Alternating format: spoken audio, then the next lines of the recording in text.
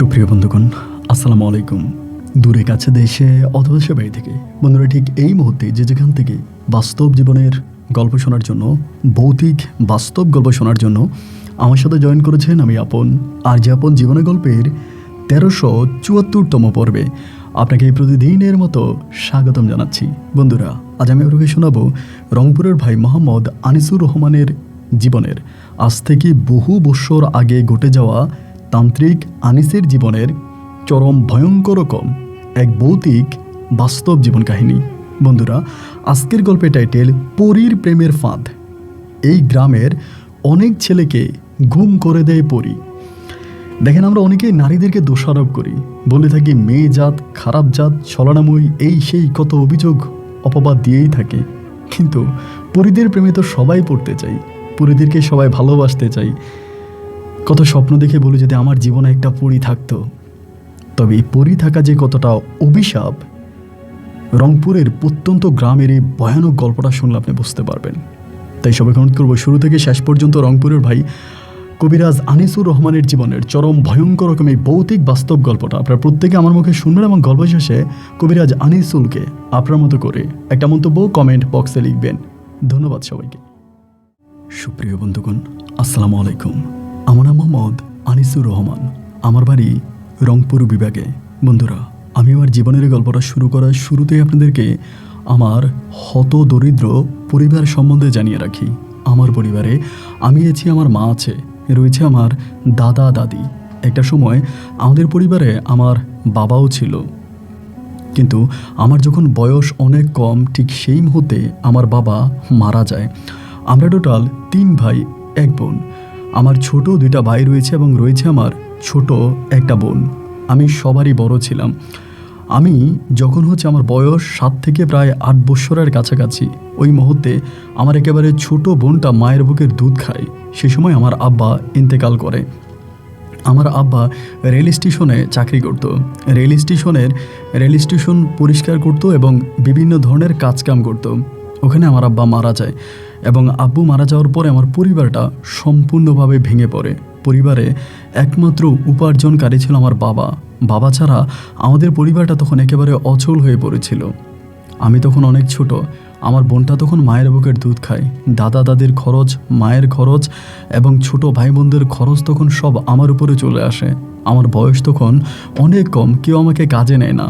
এরপরেও ঠেলাগাড়ি ঠেলা থেকে শুরু করে, দোকানঘাট পরিষ্কার করা থেকে শুরু করে, মাঠে আলু লাগানো থেকে শুরু করে, সবজির গাছ থেকে শুরু করে, এই ছোট বয়সে কনকনে শীতের মধ্যে, হাড় কাঁপা শীতের মধ্যে কাঁপতে কাঁপতে মাঠে গিয়ে আমি সবার সাথে কাজ করতাম।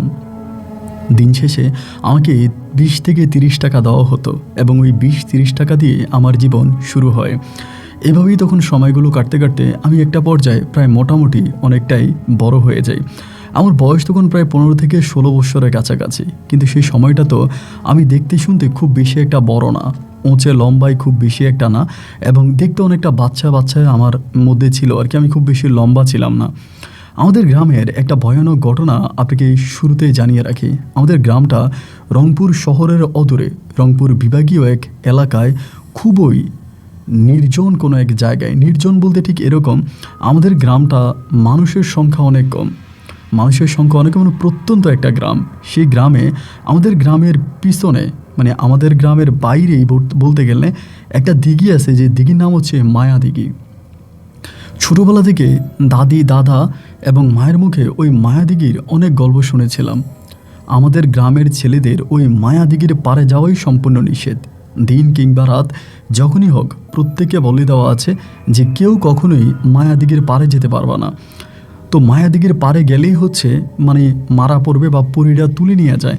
এবং আমি এও শুনেছিলাম আমাদের গ্রামের অনেক ছেলেকেই নাকি ওই মায়াদিঘির পাড় থেকে পরীরা তুলে নিয়ে গেছে। এই দিঘিটাকে কেউ বলে মায়া দিঘি, কেউ বলে মরা দিঘি, কেউ বলে ময়না দিঘি, আবার কেউ বলে পরীদের দিঘি। এক একজনে এক এক দিঘি নামে চিনে। তো ওই দিঘিতে পরীরা রাতের বেলায় গোসল করে। পরীরা দিনরাত 24 ঘন্টা দিঘির পাড়ে বিচরণ করে। দিঘির পাড়টা খুবই সুন্দর ছিল, বিভিন্ন ধরনের কাশফুলে সাজানো। মনে হলো যেন কোনো একটা মালি এসে প্রতিদিন সকাল থেকে বিকেল পর্যন্ত দিঘির পাড়ে কাজ করে। দিঘির পাড়টা অনেক বেশি স্বচ্ছ, পরিষ্কার, এবং দিঘির পানিগুলো এতটাই স্বচ্ছ যে দিঘির সামনে দাঁড়ালে মনে হয় পানি নয়, যেন এগুলো আয়না, আয়নার মতো পরিষ্কার ছিল দিঘির পানিগুলো। ওই দিঘির পাড়ে মানুষ যাতায়াত করা সম্পূর্ণ নিষেধ। শুধু মানুষই নয়, আমাদের গ্রামের কোনো গবাদি পশু, ধরেন গরু ছাগল, এগুলো দিঘির পাড়ে বাঁধা নিষেধ। এরকম অনেক গরু ছাগলকে আপনার নিয়ে গেছে, অনেক যুবকদেরকে আমাদের গ্রাম থেকে নিয়ে গেছে। এরকম ঘটনা আমাদের গ্রামে আছে, যার জন্য ভুলেও আমরা আমাদের গ্রামের কোনো মানুষকে ওই মায়াদিঘির পাড়ে যেতে দেই না। এরকমও হয়, রাতের বেলায় চোর চুরি করে যাচ্ছে, গ্রামবাসী ধাওয়া দিয়েছে, যদি তার মায়াদিঘির পাড়ে যেতে হয়, এছাড়া অন্য কোথাও যাওয়ার জায়গা না থাকে, সে মানুষের হাতে ধরা দিয়ে ফেলে, মানুষের কাছে জীবন দিয়ে দেয়, কিন্তু তারপরেও মায়াদিঘির পাড়ে গিয়ে তার জীবন হারাতে চায় না। মানে মায়াদিঘি আমাদের গ্রামের ছিল একটা আতঙ্কিত দিঘি। একদিন হলো কি, আমাদের পরিবারটা তো ভাই খুব অভাবী একটা পরিবার, এতটাই অভাব পরিবারে যে অভাবে বর্ণনা দিয়ে আমি শেষ করতে পারবো না। তো অভাবী পরিবার হওয়ার কারণে একদিন হলো কি, মানে বৃষ্টি হচ্ছে, তা আমি আমাদের নিমসি বলে একটা বাজার আছে, অনেক মিস্ত্রি বাজার বলে, অনেকে নিমসি বাজার বলে। তো ওই মিস্ত্রি বাজার বা নিমসি বাজার থেকে আমি বাড়ি আসতেছিলাম। তো বাড়ি আসতেছিলাম তখন প্রায় আপনার আসরের আজানের পরপর হয়ে গেছে, আসর আজানের পরপর। তো এমন টাইমে বৃষ্টি পড়া শুরু হয়েছে।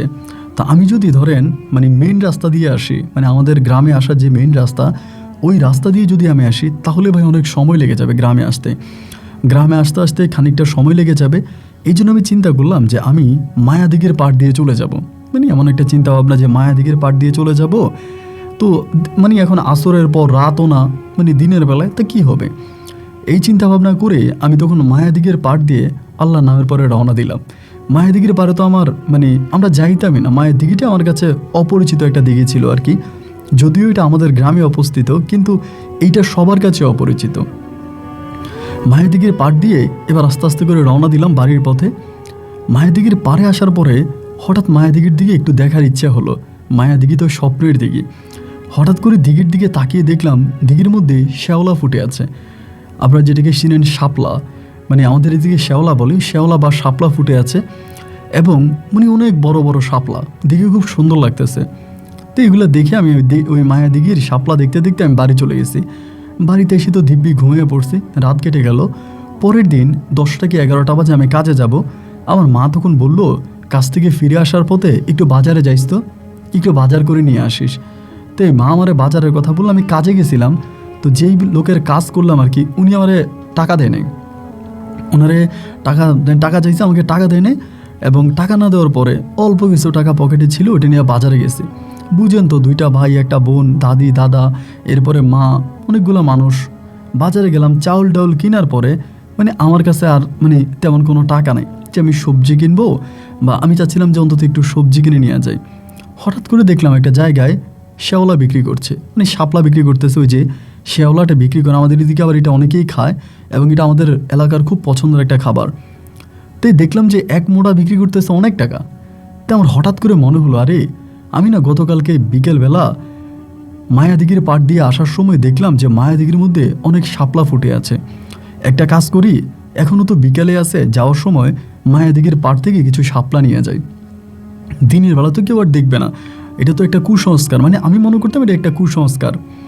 তো এরপরে আমি কি করলাম, ওই যে চাউল ডাউল এটা সেটা কিনে আসার সময় চাউল ডাউলগুলো মায়াদিঘির পাড়ে রাইখা আমি তখন আল্লাহর নামের পরে মায়াদিঘির পানিতে নামলাম।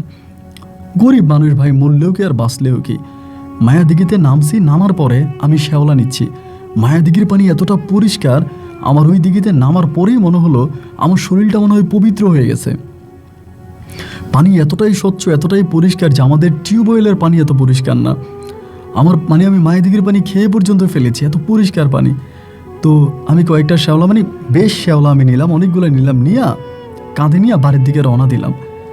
চাউল ডালগুলো ব্যাগে, শ্যাওলাগুলারে কাঁধে, গ্রামের রাস্তা ধরে দিলাম বাড়ির দিকে রওনা। এই বাড়ির কাছাকাছি আসার পথে, মানে গ্রামে ঢুকার পরে একজন মহিলা আছে, ওনার নাম হচ্ছে মতিনের মা। তাই মতিনের মা আমারে বলে, কিরে আনিসুল, এত শ্যাওলা কই পাইলি? আমি তো আর ময়নাদিঘির কথা বলতে পারি না, মানে মায়াদিঘির কথা বলি না। আমি বললাম, এগুলা বাজার থেকে কিনে আনছি। তাই বলে, আজকে কি শ্যাওলার দাম কম নাকি? আমি বললাম, হ্যাঁ, মোটামুটি অন্য দিনের তুলনায় আজকে শ্যাওলা একটু কম দামেই বিক্রি হচ্ছে। মহিলা বলে, কত করে কিনছিস? আমি বললাম, অনেক টাকা। তাই মহিলা আমার বলে, একটা কাজ কর, আমার একটু দিয়ে যা, মানে আমারে কয়টা দে। তাই বললাম যে টাকা দিবেন? বলে, টাকা দিব। এবার মহিলার কাছে আমি শ্যাওলা বিক্রি করলাম এবং ভালো টাকার শ্যাওলা বিক্রি করলাম। এভাবে এই মহিলার মাধ্যমে আরও 2টা মহিলা আমার কাছ থেকে শ্যাওলা কিনলো। তো ময়নাদিঘিতে বা মায়াদিঘিতে যে শ্যাওলা ফুটে আছে এটাও কিন্তু আমাদের গ্রামের মানুষরা জানে না, কারণ মায়াদিঘির পাড়ে যাওয়াই তো নিষেধ। তা জানবে কেমন করে যে এই দিঘিতে শ্যাওলা ফুটে আছে? বাড়িতে যাওয়ার পরে আমার মায়েরে আমি দিলাম। মা তখন শ্যাওলাগুলোকে আমাদের ভাই বোনদের জন্য সিদ্ধ করতেছে। আমরা তো ভাই লবণ দিয়ে সিদ্ধ করেই খাই আর কি, মানে বলতে খুব কষ্টও হয়। তো কী করব, ওই পরিবারে ছোটোবেলা থেকে বড় হচ্ছি, এগুলো খেয়ে বড় হচ্ছি। আমাদের কাছে এগুলো মাছ মাংসের স্বাদ পাই। বড় জলে আলু ভর্তা, ডালই আমাদের সবচেয়ে দামি খাবার বা পছন্দের খাবার। তো এবার হলো কি ভাই, আমি তখন করলাম কি যে ঠিক আছে, সব কিছুই ঠিকঠাক। এবার আমি মারে দিলাম রান্না করার জন্য। মা রান্না করতেছে, আমি তখন একটু উঠানের দিকে, আমাদের বারান্দার দিকে একটু গেলাম।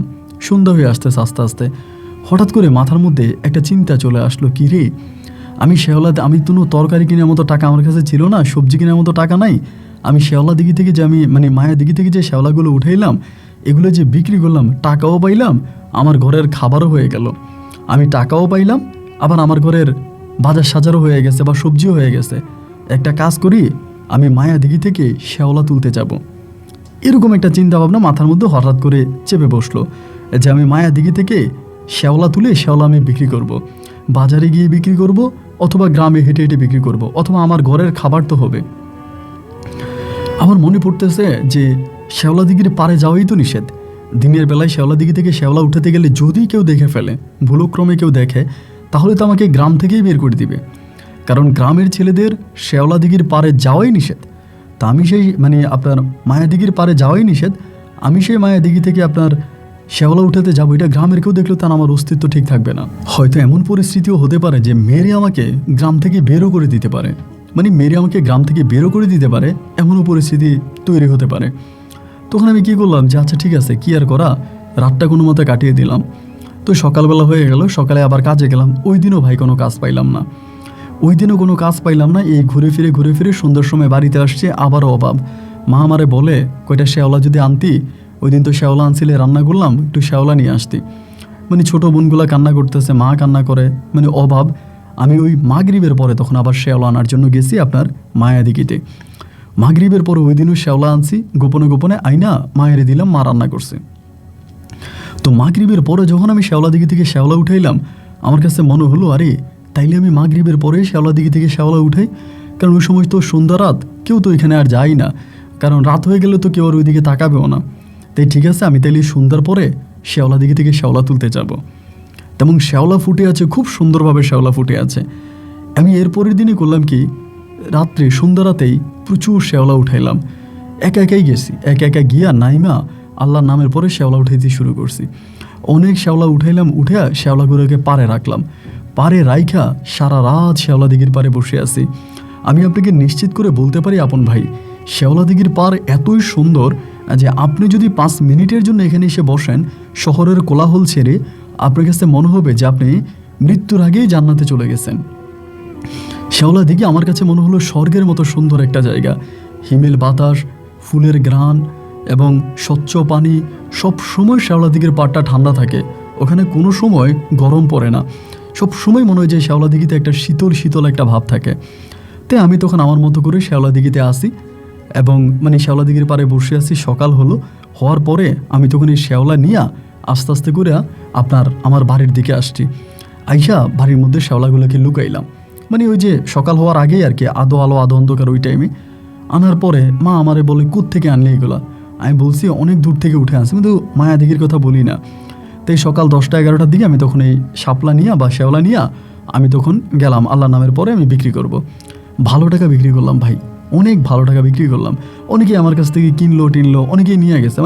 1 ঘন্টার মধ্যে আমার শ্যাওলা বেচা শেষ। এরপরে আমি চিন্তা করলাম, তাহলে ব্যবসাটা অনেক ভালো, শ্যাওলা তো ফুটেই আছে, তাহলে আমি বিক্রি করব। এরপরে রাতে আমি আবারও শ্যাওলা ওঠানোর জন্য শ্যাওলা দিঘি আপনার মায়াদিঘির পাড়ে গেলাম। আমি ওই দিন দিঘি থেকে শ্যাওলা উঠাচ্ছিলাম, এমন সময়, এটা আমার দ্বিতীয় দিনের ঘটনা। এমন সময় হঠাৎ করে আমি খেয়াল করে দেখলাম, ওই পারে আমি যে পারে শ্যাওলা উঠাচ্ছি তার অপর পারে অন্য কি জানি করতেছে।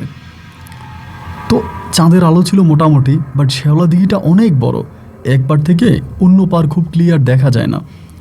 এরপরে ওখানে মনে হয় যেন কেউ একজন দিঘিতে আছে, দিঘিতে চলাফেরা করতেছে বা দিঘিতে হাঁটাহাঁটি করতেছে, এরকম একটা মানে পানি নড়াচড়া করতেছে একটা শব্দ আমি পাচ্ছি।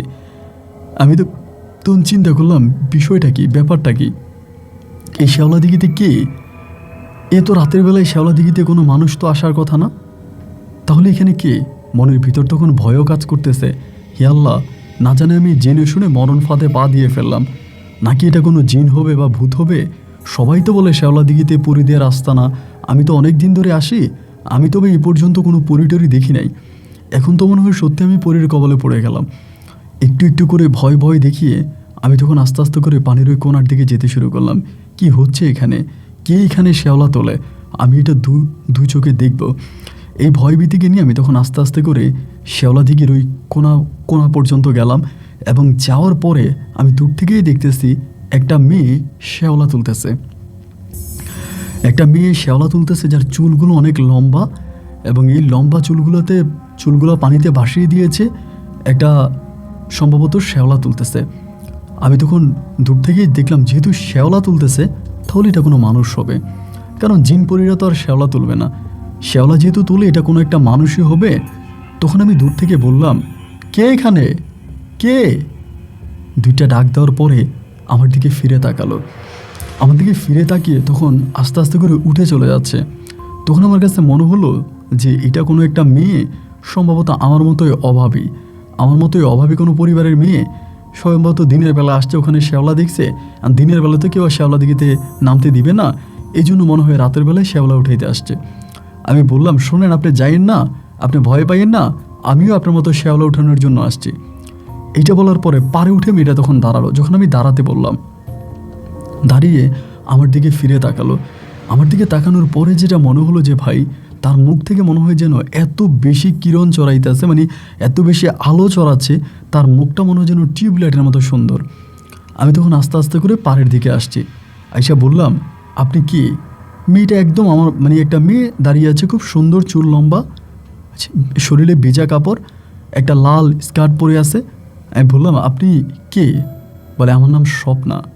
আমি বললাম, আপনার নাম স্বপ্না, আপনি এখানে কী করেন? কিছু বলে না, নিচের দিকে তাকিয়ে আছে।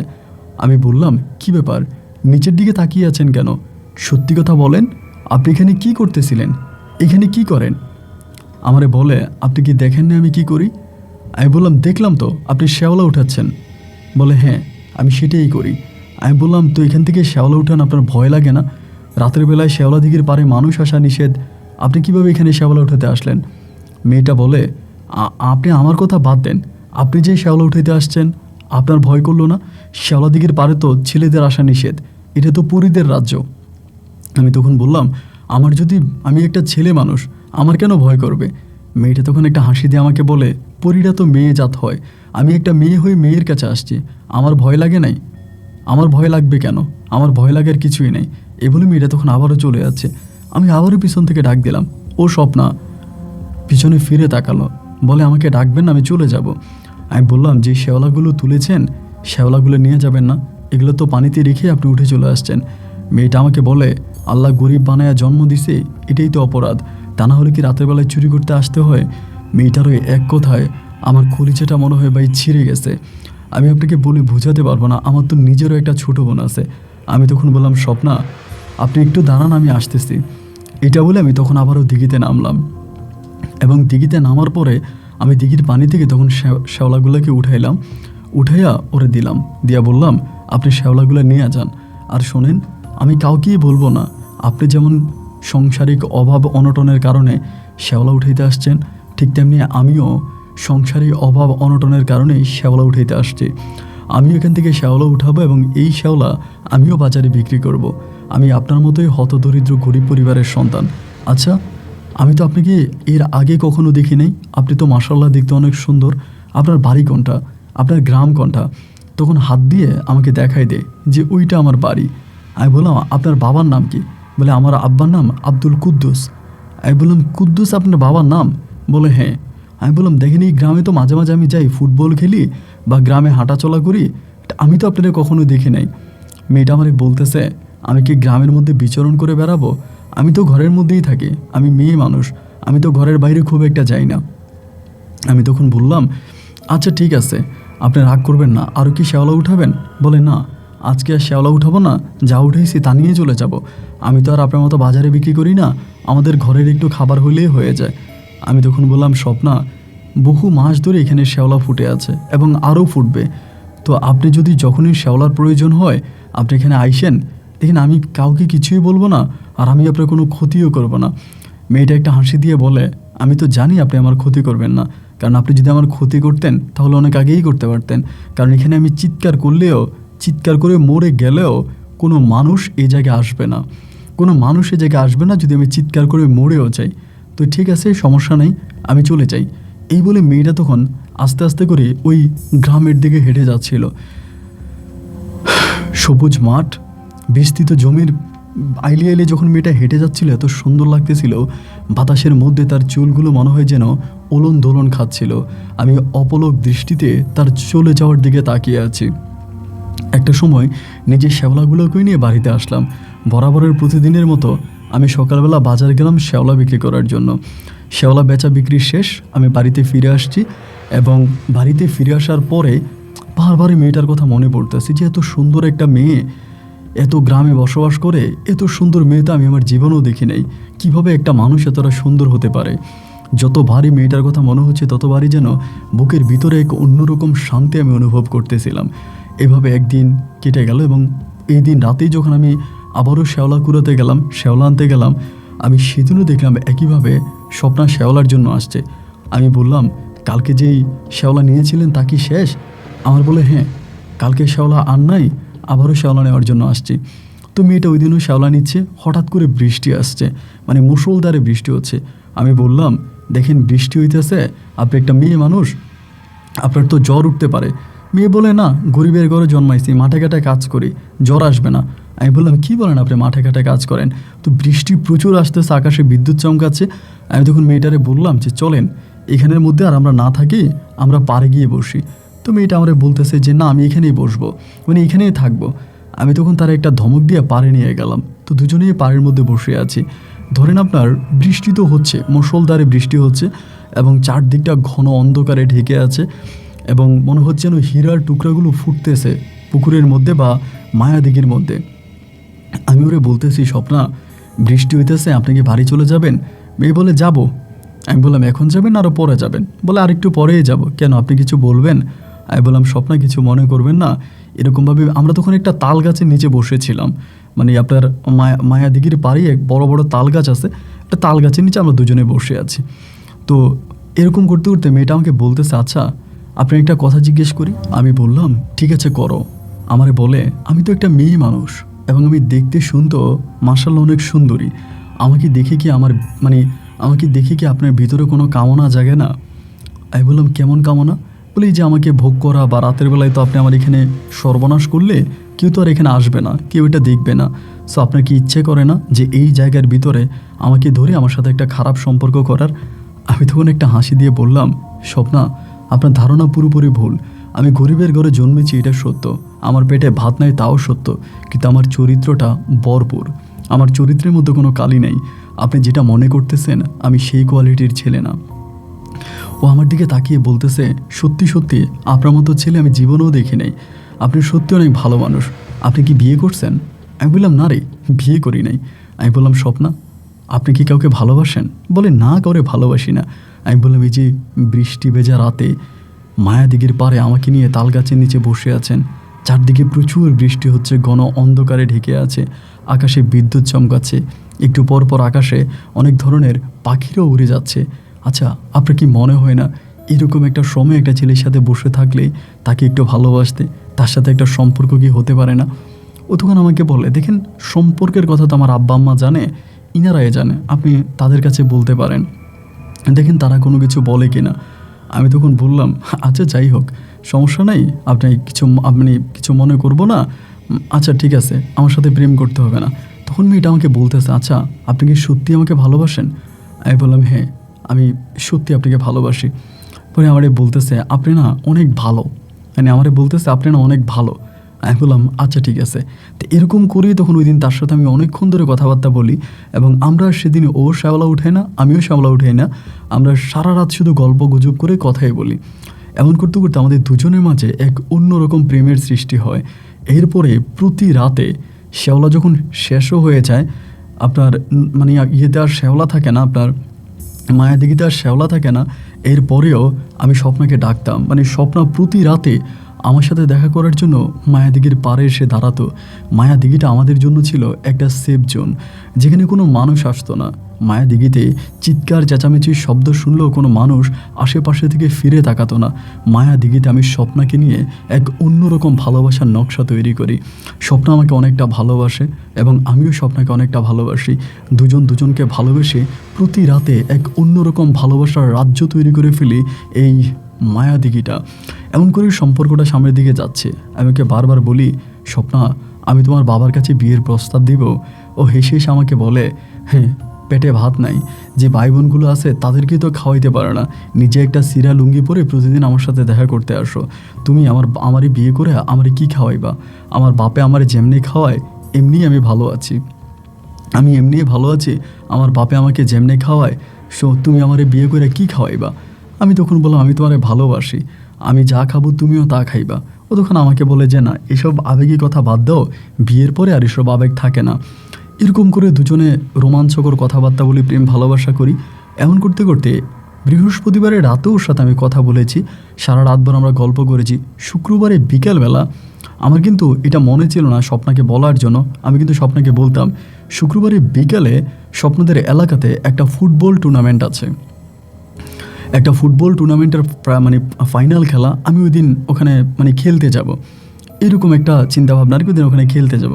তো এর আগে কিন্তু স্বপ্নার বিষয়ে আমি কখনোই কাউকে কোনো কিছু বলি নাই, বা স্বপ্নের বিষয়ে আমি কাউকে জানাইনি। ইভেন আমার আব্বা আম্মা কাউকেই বলি নাই, আমার বন্ধু বান্ধব যা মাঠে ঘাটে যাদের সাথে খেলি তাদেরকেও বলি নাই।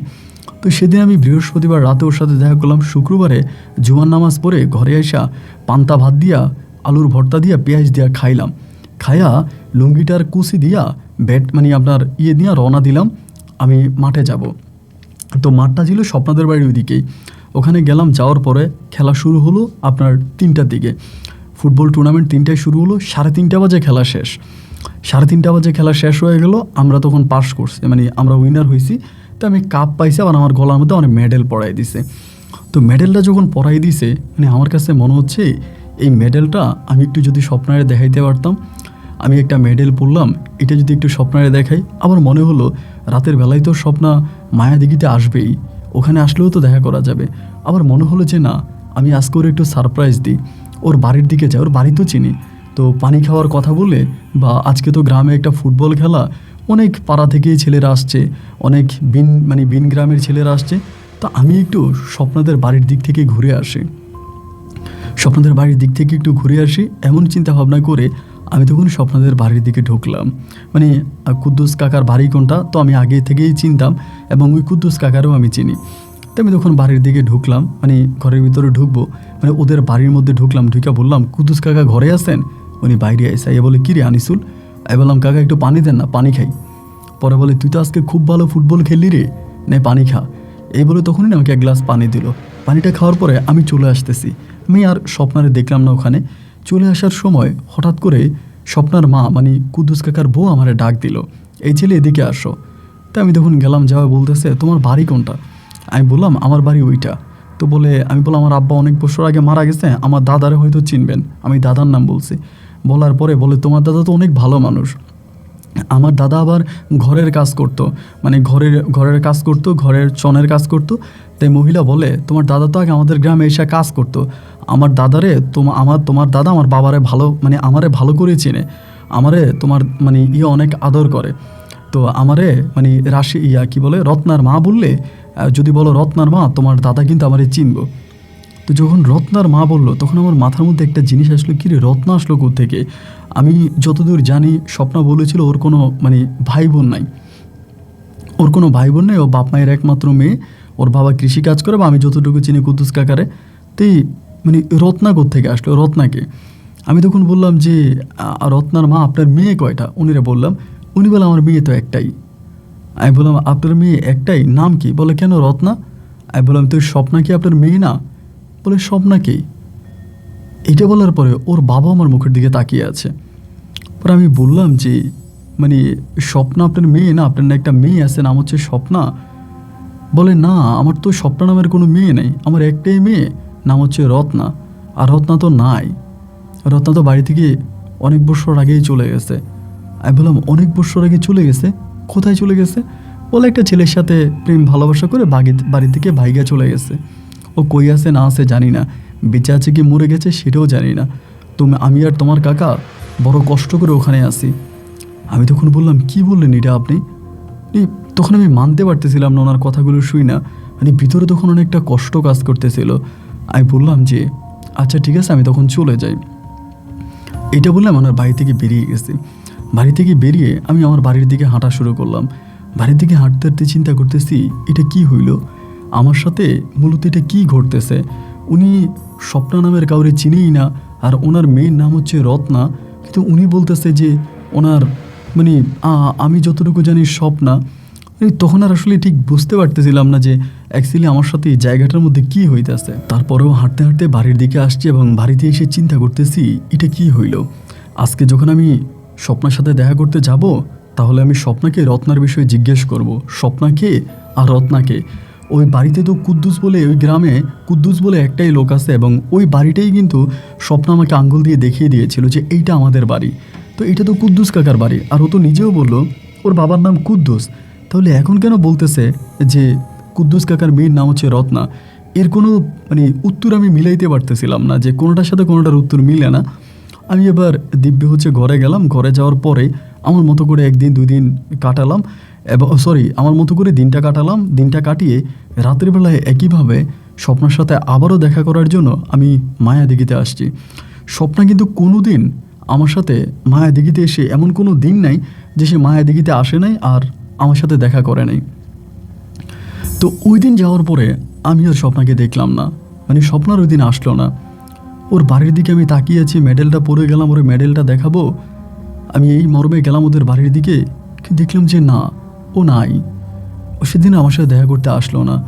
বারবার মনের মধ্যে প্রশ্ন জাগলো যে কী ব্যাপার, ও আসলো না কেন, আমার সাথে দেখা করলো না কেন, কেন আসলো না? এর কোনো উত্তর আমি খুঁজে পাইলাম না। ও আসে নাই, আসেই নেই।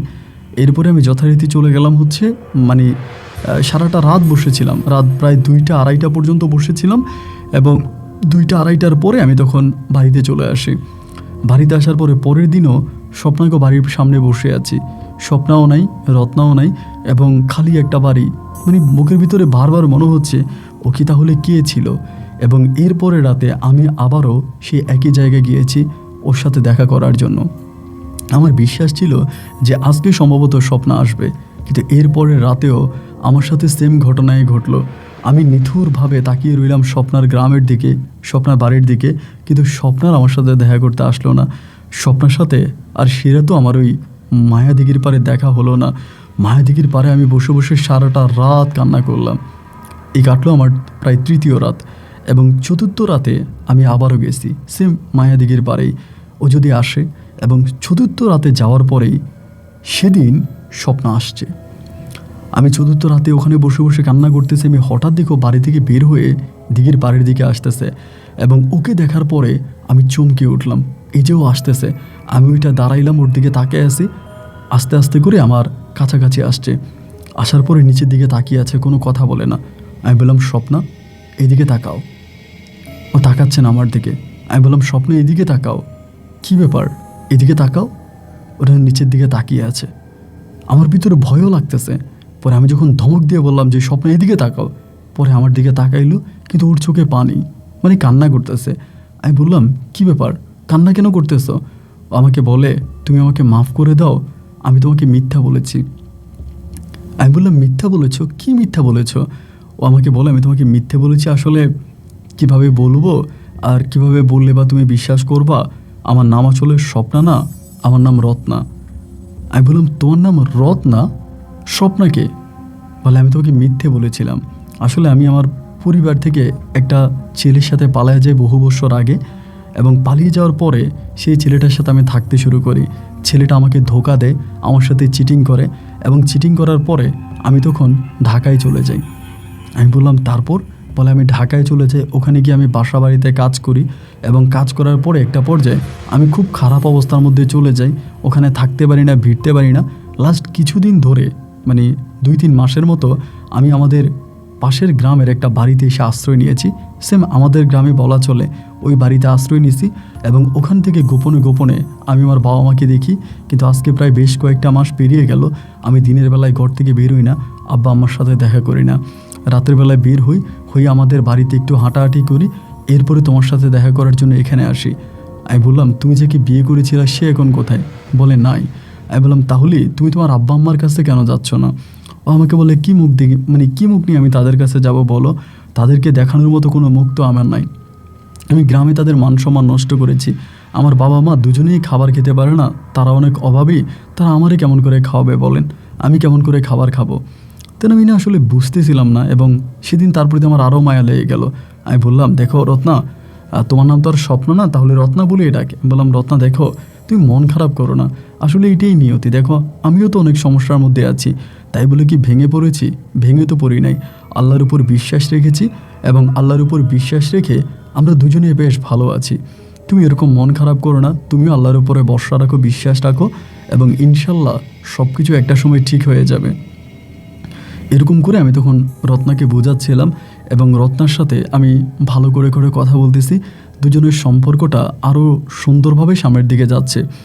এবং তখন আমি রত্নারে বললাম যে তোমার আগের স্বামী যেহেতু নাই এবং ওর সাথে তুমি পালিয়ে গিয়েছিলা, এখন তো মোটামুটি সব কিছু ঠিক আছে। আচ্ছা ঠিক আছে, আমি তোমাকে বিয়ে করে আমার বাড়িতে নিয়ে আসবো, আমি তোমাকে বিয়ে করে আমার বাড়িতে নিয়ে আসবো এবং তুমি আমার সাথেই থাকবা, আমার বাড়িতেই থাকবা। আমি আমার মাকে আর আমার দাদাকে তোমার বাড়িতে পাঠাবো বিয়ের প্রস্তাব নিয়ে। ও তখন আমাকে বলতেছে যে না, এসবের প্রয়োজন নাই, আমি আরও কিছুদিন দেখি। এরপরে আর তোমার কাছে আমি অনুরোধ করে বলি, আমি যে পাশের বাড়িতে লুকিয়ে আছি এটা কিন্তু তুমি আমার আব্বা আম্মাকে বইল না। আমার আব্বা আম্মা যদি জানে আমি পাশের বাড়িতে লুকিয়ে আছি, তারা হয়তো আমাকে নিয়ে আসবে। আমি তাদের উপরে আর বোঝা হতে চাই না। হয় আমি তোমাকে বিয়ে করব, না হয় আমি পুনরায় আবারও ঢাকায় ফিরে যাব। আমি তখন বললাম আরে না, ঢাকায় ফিরে যাবা? ঢাকায় ফিরে গিয়ে কি করবা? তোমার ঢাকায় ফিরে যেতে হবে না, আমি তোমাকে বিয়ে করে আমার ঘরে উঠাবো। ও তখন বলে ঠিক আছে, এটার সময় বলে দিবে। এরকম করে ওই দিনও তার সাথে আমি অনেকক্ষণ ধরে কথাবার্তা বলি, এর পরের দিনও তার সাথে অনেকক্ষণ ধরে কথাবার্তা বলি। এই কয়েকটা দিন সে কেমন জানি একটু পরিবর্তিত, মানে কেমন জানি হঠাৎ হঠাৎ উল্টাপাল্টা বলতে শুরু করে, কারণে অকারণে হাসতে শুরু করে এবং কেমন জানি তার ভিতরে কিছুটা প্যারানর্মাল বিষয়গুলো করতেছে। পরে আমি তারে বললাম যে দেখো, আমার ভিতরে যেটা মনে হলো আর কি, যে ও যে রাতের বেলা এখানে আসে এবং আমার সাথে এইভাবে কথাবার্তা বলে এগুলা করে, ওর উপর সম্ভবত কোনো খারাপ জিন বা পুরি মনে হয় আচর করে ফেলতেছে। পরে যেহেতু এই মায়াদিঘিটা ভালো না, মায়াদিঘি খারাপ, আমি তখন তারে বললাম যে স্বপ্না বা রত্না, একটা কাজ করি, আমরা আর এখানে দেখা না করি, আমরা দুজনের সাথে দেখা করার জন্য অন্য একটা জায়গা সিলেক্ট করি। কারণ এখানে তুমি আমার সাথে দেখা করো আর আমি তোমার সাথে দেখা করি, এই জায়গাটা আসলে ভালো না, সবাই বলে এটা খারাপ। ও তখন আমাকে হেসে বলে এটা তো আমার রাজ্য, এরকম করেই বলে এটা তো আমার দুনিয়া, এটা তো আমার ঘর। আমি তখন বলি যে দেখো ঠিক আছে, এটা তোমার রাজ্য, তোমার ঘর, তোমার দুনিয়া, সব কিছুই ঠিক আছে, কিন্তু এরপরেও এই জায়গাতে তো দিনের বেলায়ও কোনো মানুষ আসে না, আর গভীর রাতে আমরা দুজনে এখানে এসে প্রেম ভালোবাসা করি, এইটা আসলে ভালো দেখায় না। আমার কাছে মনে হয় যে এটা আসলে খারাপ হচ্ছে। একটা কাজ করে চলো আমরা এই জায়গাটা পরিবর্তন করি। ওরে যতই বলি না, ও আমার কোনো কথাই শোনে না, এই জায়গা পরিবর্তন করবে না, ও এখানেই আসবে। এভাবে 3 দিন 4 দিন আরও কেটে গেল, এই জায়গায় আসতাম, প্রেম করতাম, গল্পগুজব করতাম, ভালোবাসাবাসি করতাম। এমন করতে করতে আমার এক দূর সম্পর্কের খালাতো ভাই, ওনার নাম হচ্ছে রাসেল ভাই তখন করলো কি, তার বউ আর তার একটা বাচ্চাকে নিয়ে আমাদের বাড়িতে বেড়াইতে আসছে। ওর বাচ্চাটার বয়স হয়তো কত হবে, 1 বছরের থেকে হয়তো 1-1.5 বছর হবে, কিন্তু বাচ্চাটা তখনও মায়ের বুকের দুধ খায়। তো 1-1.5 বছর বয়স উনি বাচ্চাটাকে নিয়ে আমাদের বাড়িতে বেড়াইতে আসছে।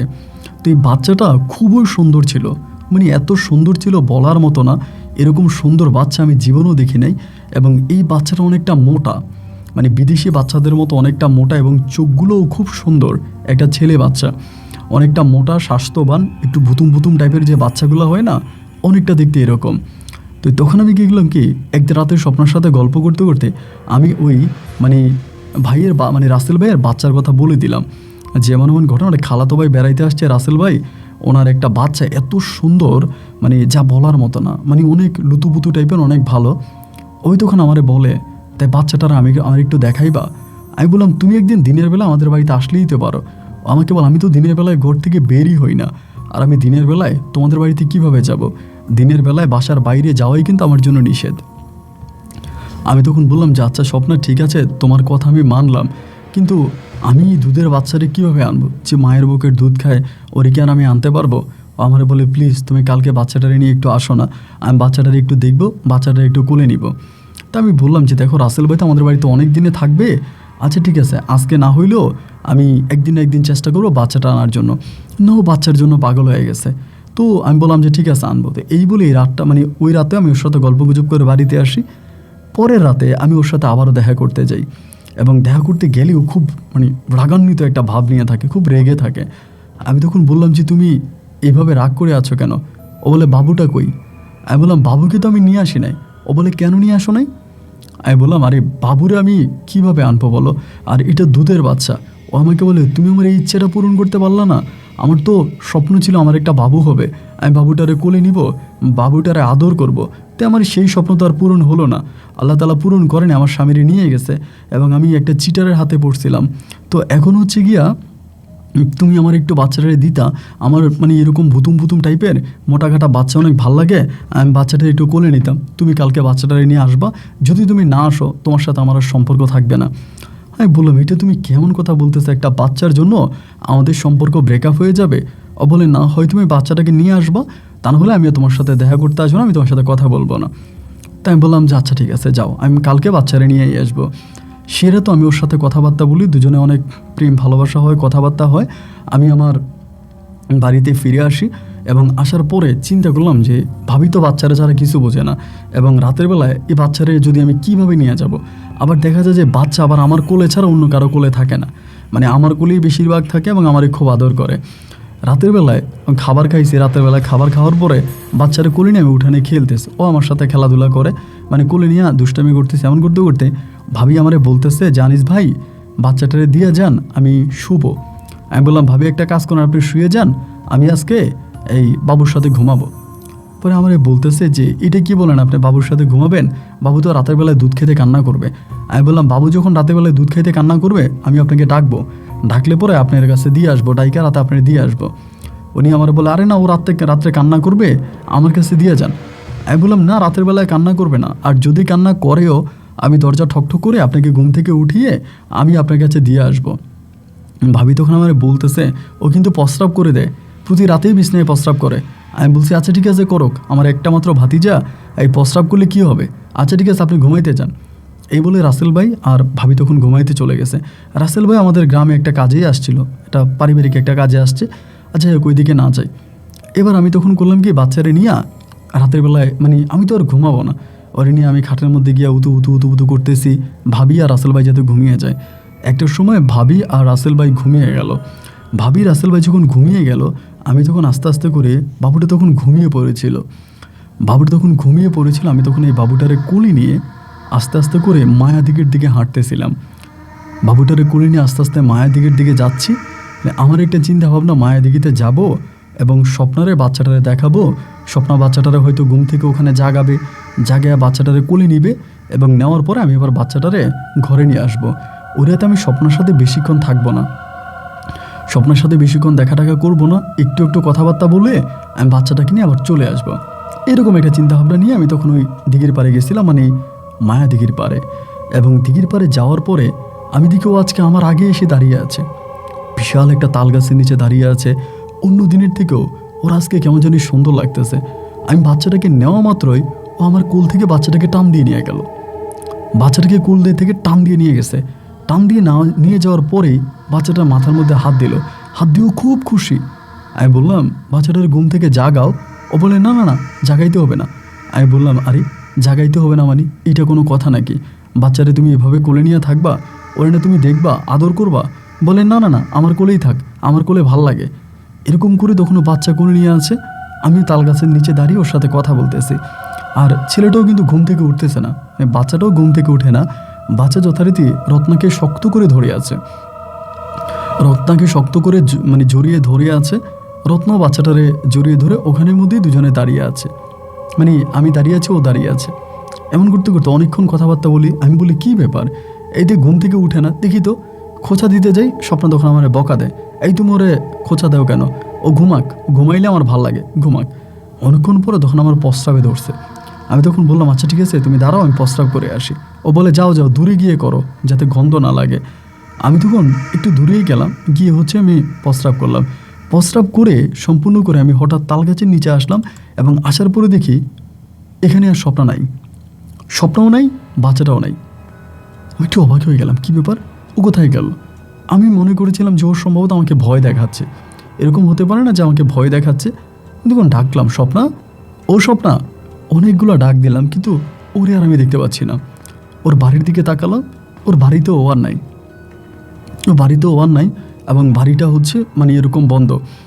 মানে ও বাড়ির দিকে তাকে আসি, ওইদিকে ও যায় নাই। তো প্রস্রাব করতে কত সময় লাগে, কয়েক মিনিটের মধ্যে মাত্র প্রস্রাব করে আসলাম। এরই মাঝে কেউ হাওয়া হয়ে যাবে, এরই মাঝে কেউ উধাও হয়ে যাবে, এইটা কীভাবে সম্ভব? আমি কোনোভাবে না ভাই মনেরে বুঝাইতে পারতেছিলাম না। এখানে কখনো এই পাশ কখনো ওই পাশ করতেছি, দৌড়ে দৌড়ে ওরে ডাকতেছি, স্বপ্না, ও স্বপ্না, স্বপ্না কই গেলা, স্বপ্না আসো। কিন্তু আমি আর কাউকে দেখতে পাচ্ছি না। স্বপ্নার কোনো ছায়াও এখানে নেই, স্বপ্নও ওখানে নেই। মাথার মধ্যে তখন আসমানটা ভেঙে পড়লো, ইয়াল্লাহ, এটা আমার সাথে কি হচ্ছে? তাহলে স্বপ্না কোথায় চলে গেল, স্বপ্না কই? আমি আর স্বপ্নাকে খুঁজে পাচ্ছি না। এবং স্বপ্নাকে না পাওয়ার পরে বুকের ভিতরে তখন এক অন্যরকম কষ্ট অনুভব করতেছি, এক অন্যরকম কষ্ট অনুভব করতেছি। কি ব্যাপার, স্বপ্নও নয়, বাচ্চাও নয়, ভাবিরে গিয়ে কি বলবো? অনেকক্ষণ পর্যন্ত ওখানে দাঁড়িয়ে আছি। আবার মনে করলাম নাকি স্বপ্ন বাচ্চারই নিয়ে ওখানে চলে গেছে। রাত কেটে গেল, প্রায় 1 ঘন্টার মতো সময় পেরিয়ে গেল। আমি তখন ওখানে দাঁড়িয়ে আছি, তখন প্রায় শেষ রাত। আমি তখন সিদ্ধান্ত নিলাম, স্বপ্না যেহেতু ওই বাচ্চারই নিয়ে চলেই গেছে, তাহলে আমার স্বপ্নার বাড়িতে যাওয়া উচিত। আমি বিষয়টা কুদ্দুস কাকারে জানাই, বাচ্চাটারে নিয়েও চলে গেল, এই বাচ্চা তো আমার বাচ্চা না, এটা তো রাসেল ভাইয়ের ছেলে, রাসেল ভাইয়ের ভাবি তো বাচ্চা না পাইলে পাগল হয়ে যাবে। আমি সকাল হওয়ার আগেই বাচ্চাকে উদ্ধার করব।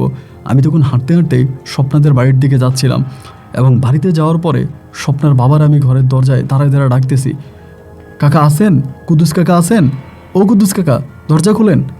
কয়েকটা ডাক দেওয়ার পরে উনি দরজা খুললো। কে? কাকা আমি আনিসুল। আনিসুল, এত রাতে এখানে কি করো? আমি বললাম, কাকা আপনার মেয়ে স্বপ্না কি আসছিল? উনি বলে, কে আমার মেয়ে স্বপ্না? আমি বললাম, না সরি, স্বপ্না না, রত্না। রত্না আসছিল?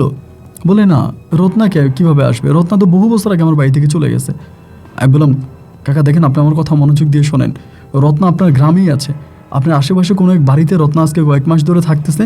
রত্না ঢাকায় গেছে, এবং ঢাকা থেকে এসে আশেপাশের কোনো একটা বাড়িতে রত্না আছে, গোপনে গোপনে রাতের বেলা আপনার বাড়িতে আসে, আপনাকে দেখে। উনি তখন আমাকে বলো, কোন বাড়িতে? আমি বললাম, জানি না কোন বাড়িতে, তবে আশেপাশে কোনো একটা বাড়িতেও আছে। এরকম করে রাতের বেলায় তো, তখন তো ধরুন একেবারে শেষ রাত, শেষ রাতের কথা কিন্তু আপনি আসতে বললেও এগুলো জোরে শোনা যায়। তা আমি তো জোরে জোরেই কথা বলতেছি, এবং এভাবে আশেপাশে 2-1টা বাড়ি থেকে অনেকে উঠে গেছে ঘুম থেকে। ওইটা কেউ টর্চ লাইট বা কেউ হারিকেন নিয়ে আস্তে আস্তে আমার কাছে আসছে, কী হয়েছে, এখানে কী হয়েছে? অনেকেই দেখলাম আমি ভিন গ্রামের ছেলে, পাশের গ্রামের ছেলে, আমি সবাই আমারে বলতেছে কী হয়েছে এখানে?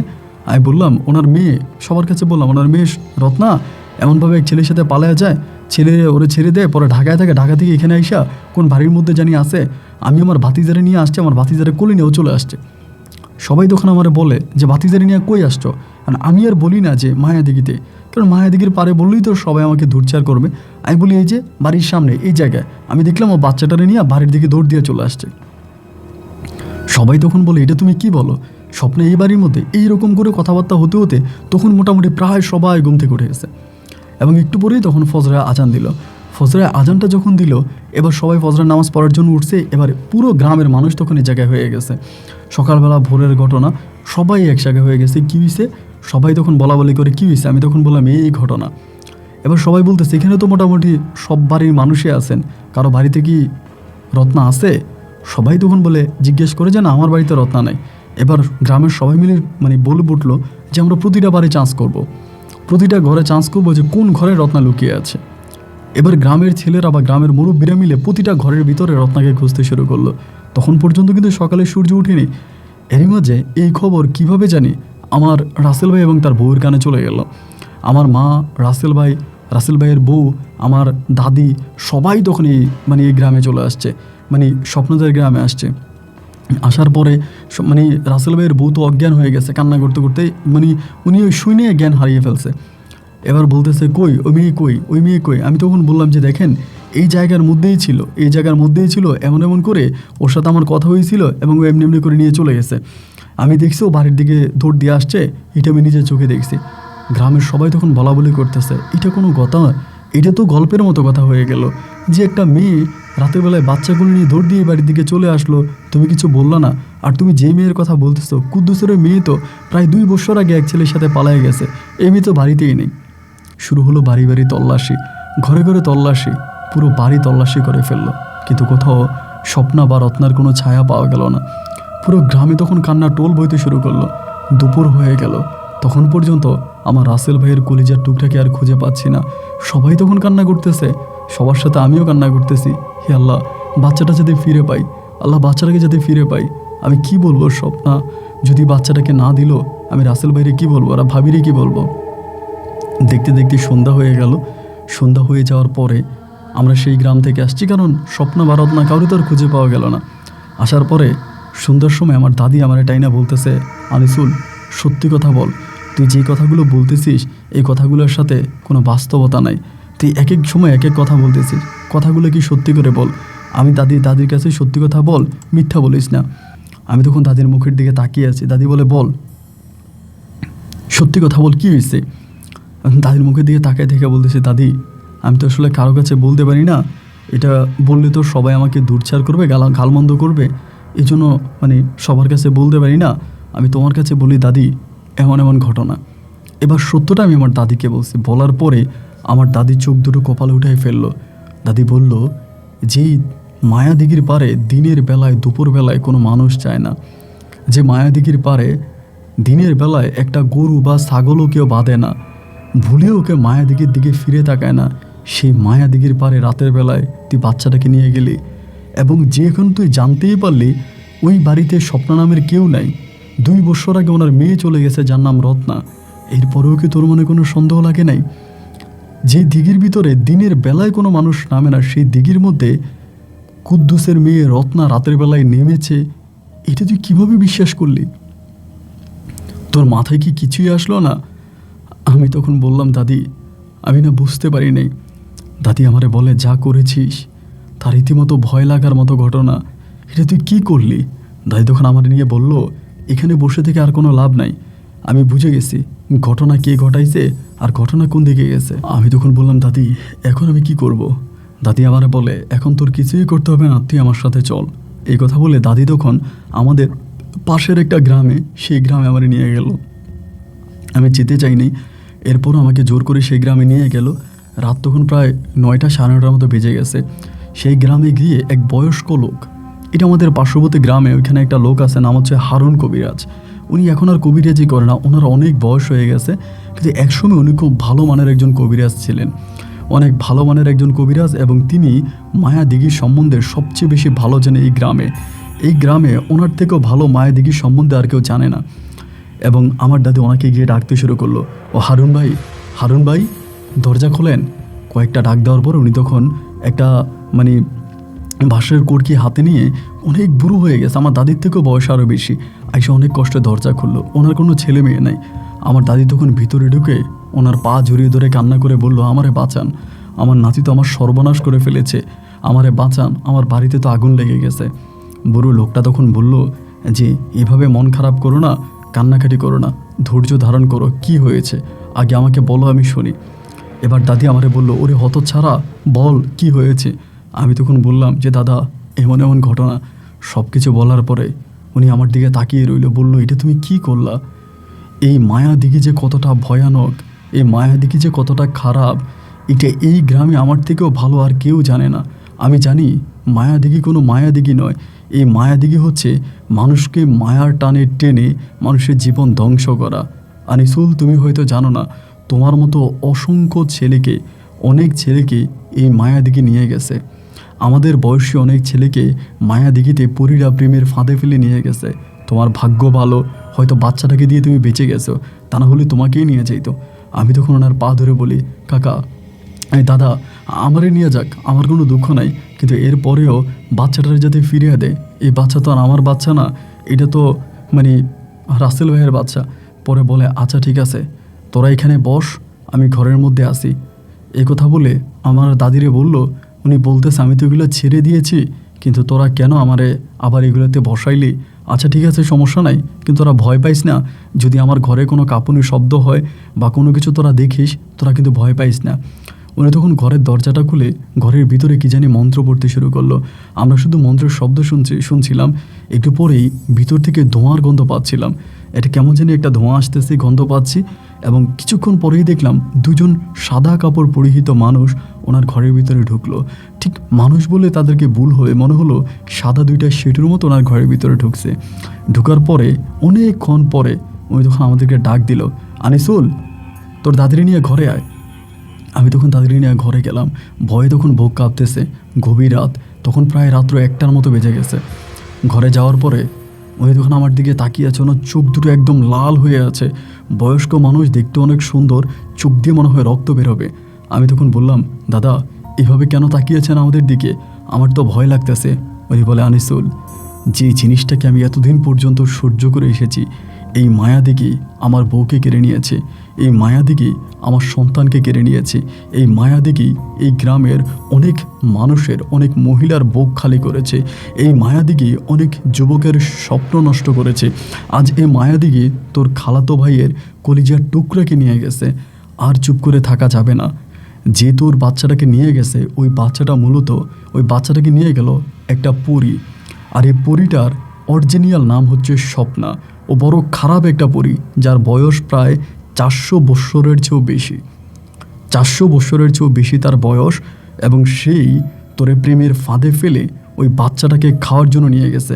আমি জানি না বাচ্চাটাকে এখনও খেয়েছি কিনা বা বাচ্চাটাকে আমি কী অবস্থা, কিন্তু এই স্বপ্নাকে বা এই মায়াদিগিকে পরিমুক্ত করতে হবে।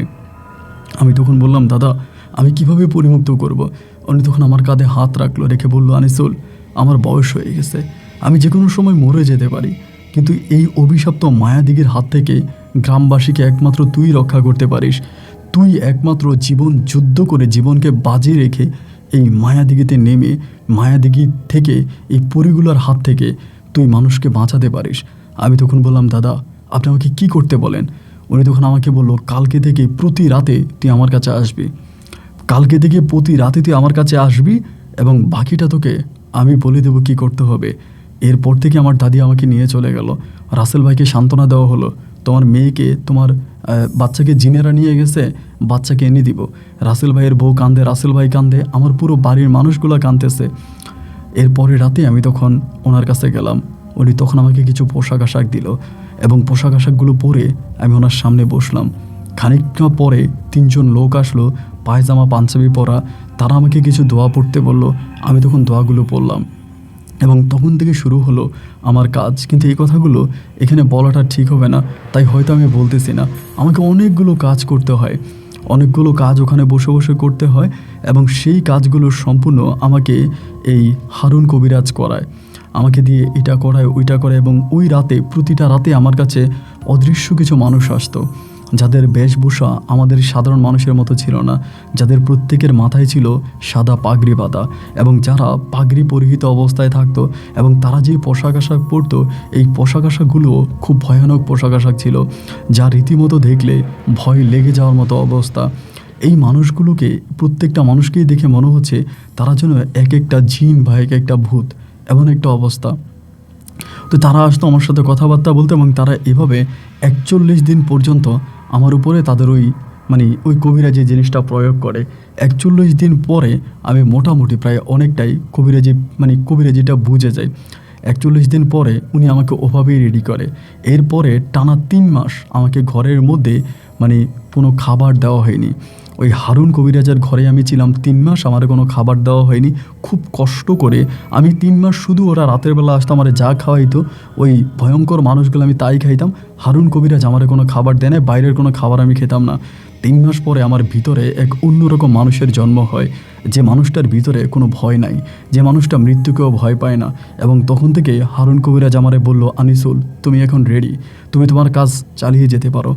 এরপরে উনি আমাকে একটা বক্স দিল, একটা বক্সও দিল, যে যে বক্সটার মধ্যে অনেকগুলো লাল কাপড় পেঁচানো ছিল। আমি বলি, ইঁদুর ধরার জন্য যে বক্সগুলো মানুষ ব্যবহার করে বা ছোট পাখি রাখার জন্য যে খাঁচার মতো, এগুলো ব্যবহার করলো এবং ব্যবহার করে আমাকে বললো, ঠিক যে জায়গা থেকে বাচ্চাটাকে নিয়ে গেছে তুমি গভীর রাতে ওই জায়গায় যাবা, যাওয়ার পরে বাক্সার মুখটা খুলে দিবা, মুখটা খুলে দিয়ে তুমি তোমার কাজ শুরু করে দিবা।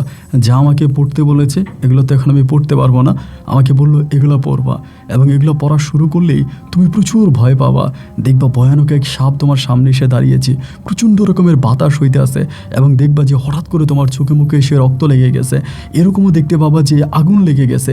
যত যাই হোক, ঝড় তুফান যতই কিছু হোক, তুমি প্রতি রাতেই ওখানে উঠে নিয়ে বসে থাকবা। মনে রাখবা, একদিন না একদিনের স্বপ্না এই এই এই এই খাঁচার মধ্যে আসবে। আর স্বপ্না খাঁচার ভিতরে যেই রূপেই আসুক, হয় পাখি রূপ ধারণ করে আসুক, যে রূপেই আসুক, ও খাঁচার মধ্যে ঢুকলেই তুমি খাঁচার দরজা বন্ধ করে দিবা এবং বন্ধ করে দিয়ে তাকে বলবা, আমি তোমাকে যেই দোয়া পড়তে বলেছি, যে পানিটা দিছি, তাকে বলবা যে পানি আমি তোর মাঝে ছিটিয়ে দিব, তা না হলে তুই আমাকে আমার ভাতিজাকে এনে দে। হে যদি ভাতিজাকে এনে দেয় তবেই তুমি তার শরীরে পানি ছিটাবা না, যদি না দেয় তুমি তার শরীরে পানি ছিটিয়ে দিবা। এই গেল আমার প্রথম রাত। আমি প্রথম রাতে ওই বক্স নিয়েই তখন ওখানে গেলাম। আমি সিরাতের বর্ণনা আপনাকে দিতে পারবো না, তার বলার মতো কোনো অবকাশ নাই, বলার মতো কোনো ভাষা নাই। সিরাত আমার সাথে যা হয়েছে, শুধু একটা বর্ণনায় আমি আপনাকে দিই। আমি যেটা দেখলাম যে বিশাল আকৃতির এক সাপ পুরো তাল গাছটাকে পেঁচিয়ে পেঁচিয়ে পেঁচিয়ে পেঁচিয়ে তাল গাছের মাথার উপরে গিয়ে সে তার মাথাটা নিচের দিকে নামিয়ে দিল এবং এত বড় হা করে আমার দিকে তাকিয়ে আছে। আমি বহু কষ্ট করে আমার জ্ঞান ধরে রেখেছি, মনে হচ্ছে আমি অজ্ঞান হয়ে যাব। আমি শুধু চোখ বন্ধ করে চিৎকার করে করে দোয়া পড়তেছিলাম। কেটে গেল প্রথম রাত। আমার তেমন কিছুই হয়নি, ফজরা আজান দিল, কিন্তু স্বপ্ন আর আসেনি। এবং তার পরের রাতে আমি আবারও সেই একই জায়গায় বক্স নিয়ে বসে গেলাম এবং বক্স নিয়ে বসে আমি মন্ত্র পড়তে শুরু করলাম এবং মন্ত্র পড়তেছি, আমি শুনতেছি বিকট শব্দ করে স্বপ্না বলতেছে, যদি নিজে বাঁচতে চাস এখান থেকে চলে যা, যদি নিজে বাঁচতে চাস এখান থেকে চলে যা। কিন্তু আমি তারপরও দোয়া পড়ে যাচ্ছি। প্রচণ্ড তুফান বৃষ্টি, চারদিকটাকে মনে হয় ভেঙে চুরে খান খান করে দিবে। এরপরেও এই জায়গার ভিতরে আমি মন্ত্র পড়িয়ে যাচ্ছি এবং দ্বিতীয় রাতেও আমি কিছু করতে পারিনি। তৃতীয় রাতে স্বপ্ন আমার কাছে ক্ষমা চাচ্ছে, আমার কানের কাছে এসে বলতেছে, আমি মাপ চাই, আমি তোর কাছে ক্ষমা চাই, তুই আমাকে ক্ষমা করে দে, আমি এই বাচ্চাকে দিতে পারবো না। আমি বললাম, তুমি ভিতরে আসো, তুমি ভিতরে আসো। অনেকটা ধমক দেওয়ার পরে ও আমাকে বলে, আমি ভিতরে এসেছি। আমি চোখ খুলে দেখলাম আমার বক্সের ভিতরে একটা কবুতর এসে ঢুকেছে। কবুতরটা এত সুন্দর ছিল, কবুতরের গলার ভিতরে একটা স্বর্ণের চেনের মতো ছিল। আমি কবুতরের খাঁচার মুখটা বন্ধ করে দিলাম, বন্ধ করে দিয়ে খুব নর্মালি বললাম, স্বপ্না বাচ্চাকে ফিরিয়ে দাও। কবুতরটা আমার দিকে তাকিয়েছিল, অদৃশ্য কণ্ঠে আমি শুনতে পাচ্ছিলাম, আমাকে বলে, বাচ্চা আমি খেয়ে ফেলেছি, বাচ্চা ফিরিয়ে দাও। বলে, বাচ্চা আমি খেয়ে ফেলেছি। আমি বললাম, বাচ্চা ফিরিয়ে দাও। বলে, বাচ্চা আমি খেয়ে ফেলেছি। আমি তখন পানি বের করলাম। সে বলে, আল্লাহ তাআলার কসম করে বলে, আমি বাচ্চা খেয়ে ফেলেছি, আমার গায়ে পানি ছিটিয়ে দিও না, আমার গায়ে পানি ছিটিয়ে দিও না, আমি বাচ্চা খেয়ে ফেলেছি। আমি বললাম, বাচ্চা দেবো। বলে, বাচ্চা দেবো না। মুহূর্তের মধ্যেই তুফান শুরু হলো আর সেই তুফানে আমি ওই পানিটা ছিটিয়ে দিলাম ওই বক্সের উপরে এবং সেখানের মধ্যেই হঠাৎ করে তুফানের মধ্যেই বক্সের মধ্যে আগুন ধরে গেল। বক্সের মধ্যে আগুন ধরে গেল এবং ধাউ ধাউ করে আগুন জ্বলতে শুরু হলো। এই দৃশ্য ওখানে দেখে আমি জায়গায় জ্ঞান হারিয়ে ফেলি। আমার যখন জ্ঞান ফিরে তখন আমি দেখি আমি হারুন কবিরাজের বাড়িতে। তিনি আমাকে বলল, বাচ্চাটাকে এই খারাপ জিনটা খেয়ে ফেলেছে, পরীটা খেয়ে ফেলেছে, বাচ্চাটাকে আর পাবা না। তবে তুমি ওই দিঘিটাকে, ওই মায়া দিঘিকে পরিমুক্ত করেছো। এখন থেকে মায়া দিঘিতে সবাই যেতে পারবে, মায়া দিঘিতে আর কোনো বাঁধন রইল না। এরপর থেকে উন্মুক্ত হয়ে গেল আমাদের জন্য মায়া দিঘি। মায়া দিঘিতে সবাই যেতে পারে, সবাই ফিরতে পারে, মায়া দিঘিতে সবাই গোসল করতে পারে। এখনও আমাদের গ্রামের প্রায় সব মানুষরাই মায়া দিঘির পানি পান করে। মায়া দিঘির পানি এতটাই পরিষ্কার, আপনার ঢাকা থেকে অনেক লোকের এসে মায়াদিঘির পানি পরিষ্কার পেয়েছে, কিন্তু কলের পানিতে আর্সেনিক সমস্যা, মায়াদিঘির পানি পরিষ্কার। এখন আমরা মায়াদিঘির পানি পান করি, মায়াদিঘির পানি খাই। ভাই, আমিও একজন ছোটোখাটো কবিরাজ, আমি এখন কবিরাজিই করি, কিন্তু আমার বউ আপনার অনেক বড় ভক্ত। আমি এরপরে বিয়ে করে আমার সন্তানাদি হয়ে এখন বর্তমানে আমার বয়স অনেক বেশি, প্রায় 60 থেকে 65 বা 70 বলা চলে। আমার ওয়াইফ প্রতি রাতে আপনার গল্প শোনে, আমার ওয়াইফ আপনার গল্পকে পছন্দ করে, আমাকে বিশ্বাস করে না, ভালোবাসে না, কিন্তু আপনার গল্প শোনে। আমাকে বলে, তোমার ঘটনাটা তো অনেক সুন্দর। আমার বউ কিন্তু আমার ঘটনাটা জানে। আমার বউ আমাকে অনুরোধ করিয়ে আমার বড় মেয়ের মাধ্যমে আমার জীবনে ঘটে যাওয়া ঘটনাটা আপনাকে লিখে পাঠিয়েছে। যদি পারেন আপনি আমার গল্পটা রেকর্ড করবেন। আপন ভাই, একটা কথা খুব গুরুত্বপূর্ণভাবে বলে যাই, আমি আপনার কাছে আমার কবিরাজির প্রচার করার জন্য আসি নাই। আমি কবিরাজি করি ঠিক আছে, কিন্তু আমি চাই না যে আপনার মাধ্যমে আপনি আমার নাম ঠিকানা বলেন, আমার কাছে মানুষ পাঠান, আমি কবিরাজি করি। আমি কবিরাজি ব্যবসা করি না। তো শুধু আপনাকে বললাম আমার গল্পটা আমার মেয়ে এবং আমার ওয়াইফের অনুরোধে। তো আপনি আমার কোনো পাবলিসিটি করা লাগবে না, শুধু আমার গল্পটা যদি পারেন রেকর্ড করবেন। ভালো থাকবেন। আসসালামু আলাইকুম। প্রিয় বন্ধুরা, সবাইকে অনেক বেশি ধন্যবাদ এই পর্যন্ত আমার সাথে থেকে রংপুরের ভাই আনিসুর রহমানের জীবনের ভয়ঙ্কর রকম ভৌতিক বাস্তব গল্পটা শোনার জন্য। গল্প তো নয়, যেন রীতিমতো আটকে ওঠার মতো অবস্থা। এটাও কি সম্ভব? আল্লাহ ভালো জানে। যাই হোক বন্ধুরা, এই গল্প আপনার কাছে কেমন লেগেছে এবং আজকের গল্প নিয়ে আপনার কোনো মতামত থাকলে আপনি কমেন্ট বক্সে লিখবেন। আমি চেষ্টা করবো আপনাকে উত্তর দেওয়ার জন্য। আজ এখানেই বিদায়।